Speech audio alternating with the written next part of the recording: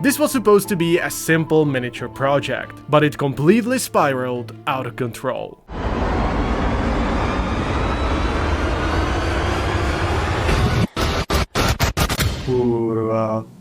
At first, I was gonna paint a generic goth girl who happens to be a Pokemon fan.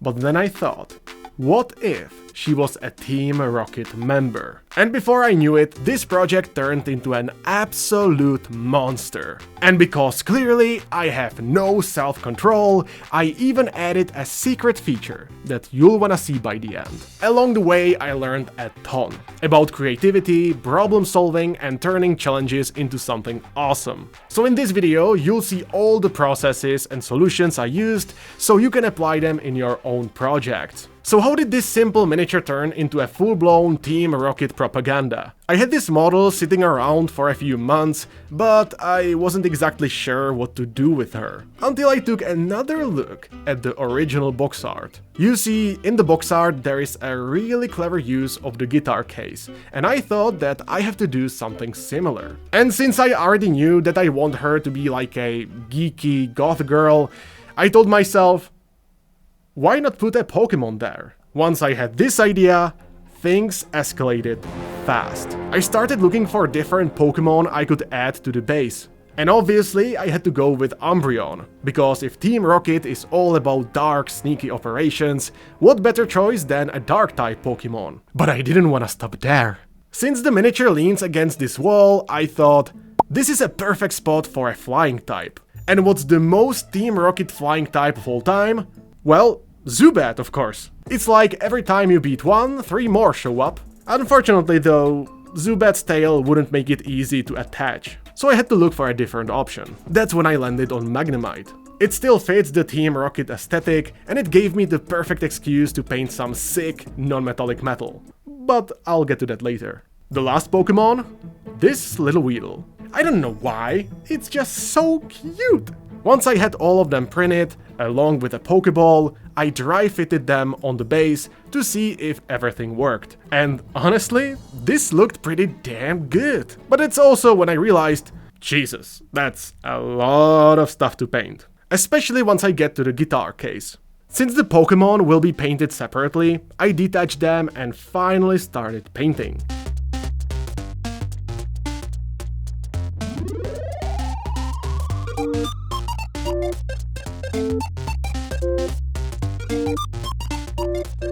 Now, the miniature itself poses 3 major challenges. 1, she needed to look like she was from Team Rocket, which meant I had to stick to a limited color palette, mostly black, white, and red. 2, I still wanted to keep the goth girl aesthetic. This wasn't too hard since the colors fit, but painting shiny black hair and pale skin could make her look flat and uninteresting. 3, her outfit is mostly black, so I had to find a way to make it visually interesting without overcomplicating it. So let's start cooking. I always start with the most important part, the skin and face. Everything you see me doing here is just standard layering, and the key is to cover more at the beginning and less as you go.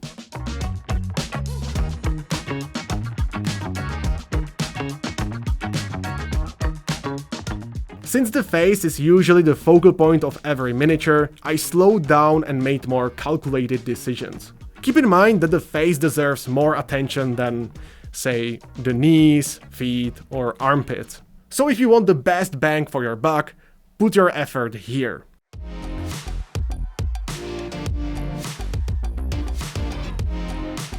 For the makeup, I wanted to push the goth aesthetic. So aside from a strong eyeliner and eyelashes, I made sure to include black lipstick.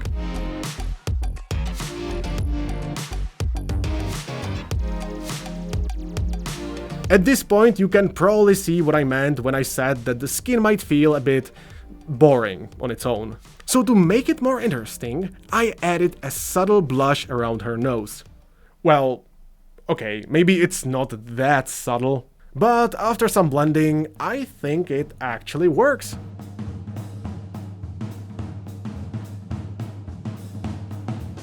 Originally, she was supposed to be super pale, but adding some warm tones was way too tempting. A few thin filters in the shadows made her feel like an actual person instead of an undead. If you want a full breakdown of the exact steps I used for the skin and the face, I'll have an in-depth tutorial on Patreon this month. But this should give you a solid idea of the overall approach.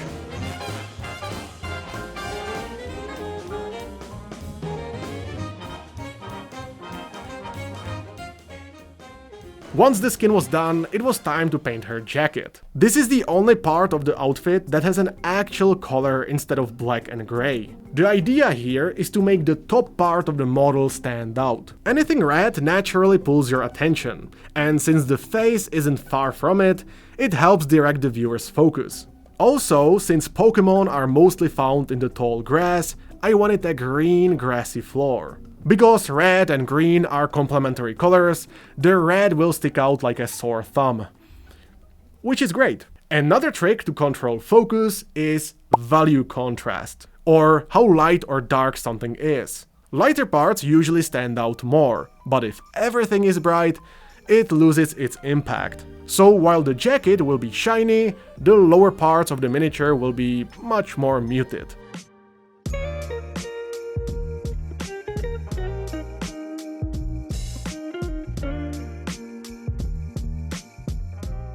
With the jacket done, it was finally time to sink my teeth into the details. And trust me, there were many of them. For now, let's focus on the general idea and the decisions that brought this piece together. You see, I can't make the other materials very colorful because it wouldn't feel like Team Rocket.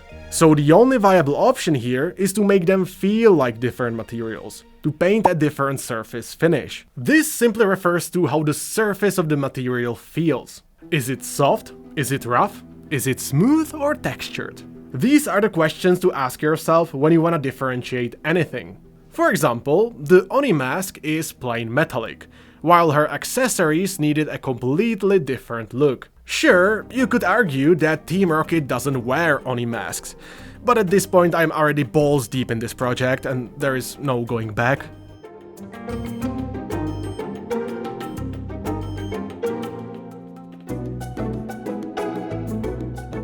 Next up on the chopping board is her bra. This won't be metallic, but it'll be super glossy. The idea here is to make it look like shiny leather or latex or whatever. The key is a lot of black, a lot of white, and barely any midtones. Of course, I still include some to represent the environment, but it can't be too much. Fast forward a bit and now you can see all the different materials coming together, each with its own finish. Some parts look metallic, others look like fabric, and that's exactly what I wanted. The same principle applies to the hair. Hair is usually painted to look satin or shiny. In this sense, it's actually pretty similar to painting latex, but having more midtones is totally fine.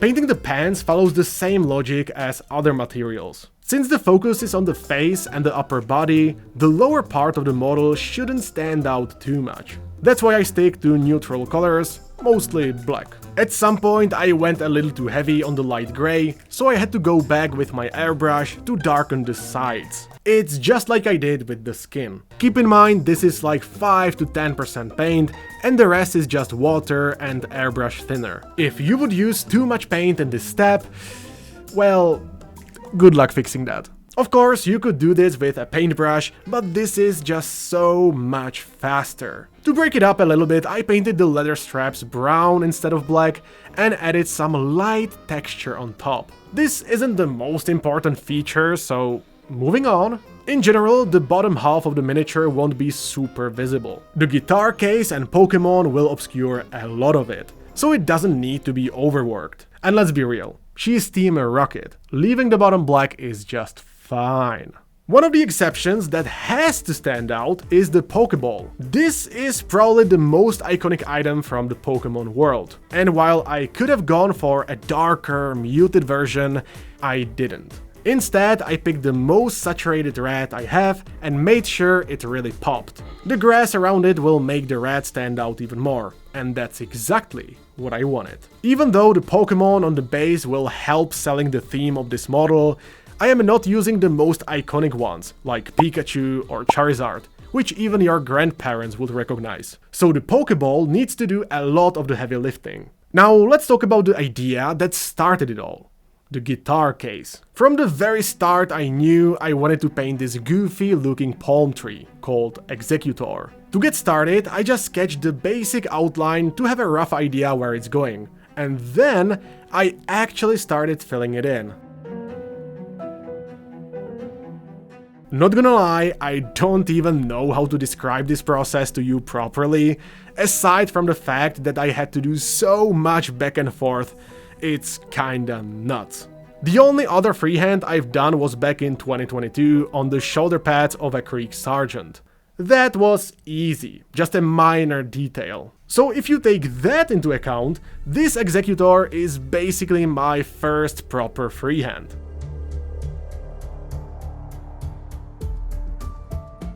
So yeah, it's no wonder it took me like 2 work days to actually paint it. This includes the constant fixing of the lines, filling in the colors, and also some shading on top, because otherwise it would look quite boring. The bottom of the case had to be painted too, and I wanted it to feel like it was straight out of Alola. Now, I know that some of you are about to correct me in the comments and say, it should be Aloha! But you see, this is where you're wrong. Alola is the region from the Generation 7 Pokemon games. But yeah, I fully realize that this is like 3 levels deep into Pokemon geekery, so only a few of you will even get that reference. To make it undeniably Team Rocket, I also added a small R logo. You'll see that appear in a few more spots later.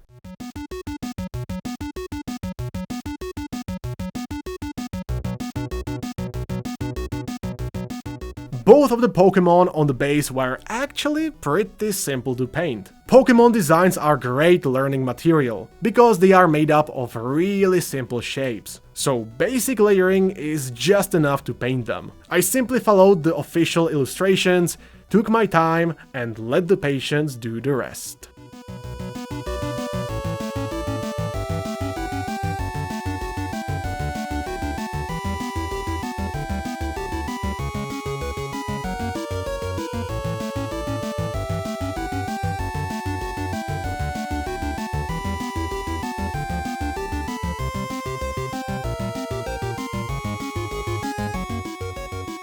At this point, the composition was looking solid, but now came the tricky part. To attach Magnemite to the wall, I had to drill it for better stability. I should have done this at the start of the project, but here we are. Not gonna lie, this was stressful as fuck, because in the past I drilled all the way through different models. Luckily, in this case it worked out just fine, but the project is still not over. We still have to paint it, which is fairly tricky because it's metallic. We also gotta paint the environment, and we can't forget about the nameplate and the secret feature at the end. As you can already see, I am not using any metallic paints on this project, which allows me to place the reflections manually and paint all the different nuances. And while painting non-metallic metal gives you more creative control, it's also way more complicated. And on a sphere like this Magnemite, I fully expected to spend eternity. Surprisingly though, it only took me 2 hours. How about that? So right after attaching it, I gotta finish the environment and put everything together before tackling the most obnoxious part of this project,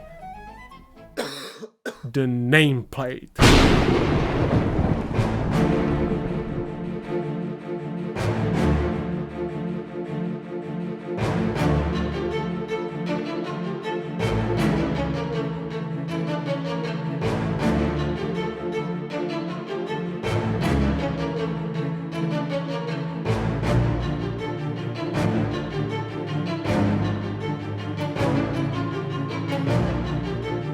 Since the Pokemon world is colorful and natural, I knew the scene had to be set on grass. This took longer than expected because I had to cover everything, while still making room for Weedle. And of course, the grass had to be painted too. Even if you just dry brush a bit of color, it makes a huge difference in making it look in scale with the model. Like, it belongs there. Before we get into the nameplate, it's time for the most satisfying part of this project. Usually that would be rimming, but there is no need to rim this base, so the satisfying part is removal of the masking tape.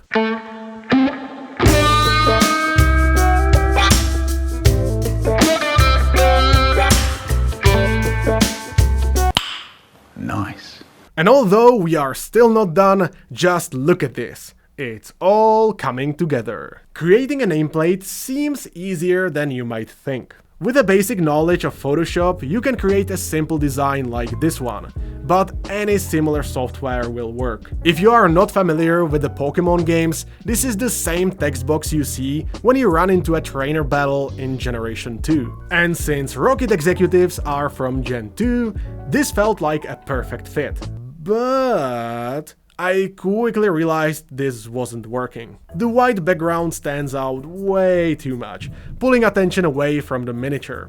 And I still want her to be the focal point, not the nameplate. So, time for plan B.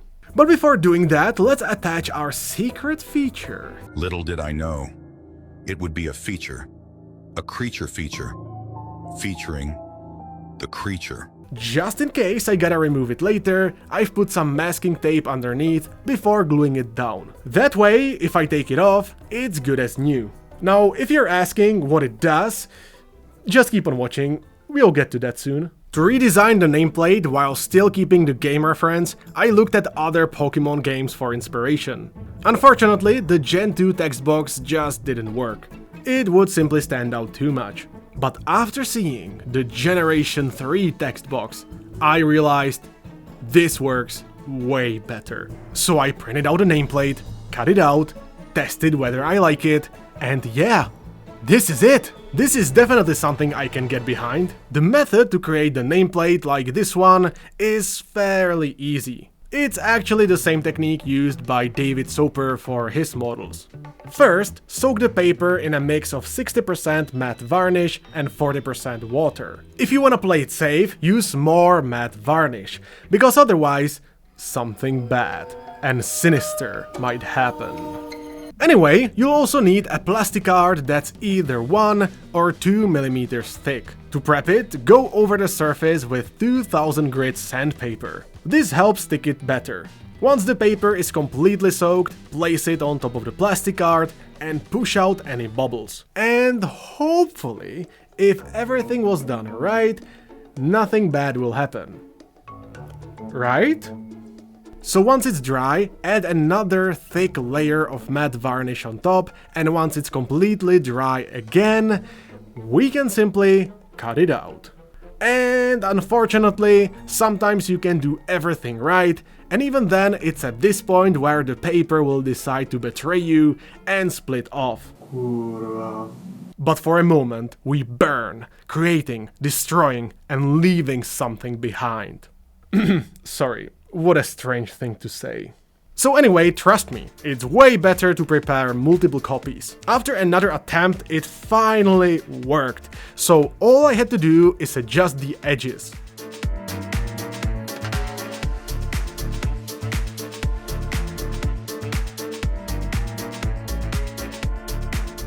Even here I am using the same solution as for the secret feature, so a humble masking tape and some super glue on top.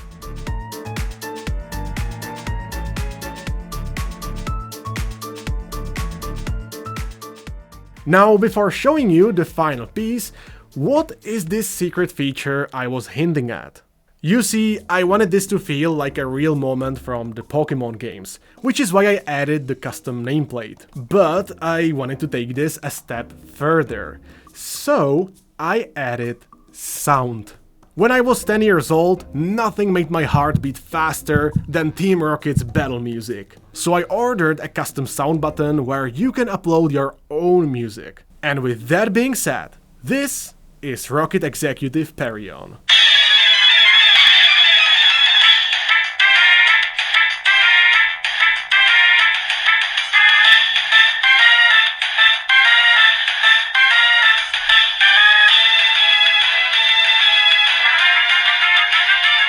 Thank you guys so much for watching, and remember, if you want to see the full step-by-step breakdown for this miniature, it'll be over on Patreon, so check it out. And see you there!